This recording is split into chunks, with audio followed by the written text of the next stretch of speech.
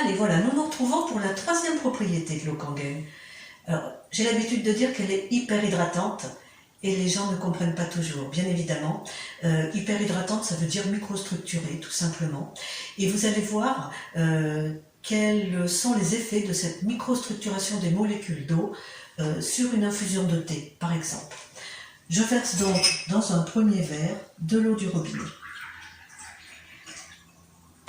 Je verse dans un second verre l'eau de la fontaine.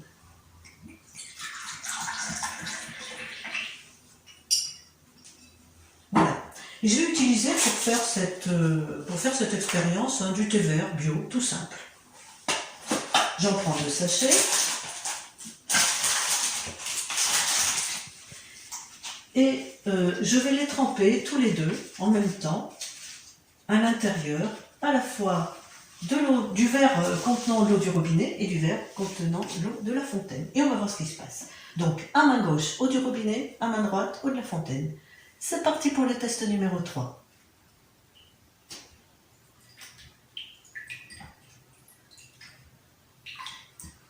Voilà, hein. C'est une expérience qui dure assez peu de temps et qui est très vite concluante. Vous voyez la différence de couleur des deux infusions.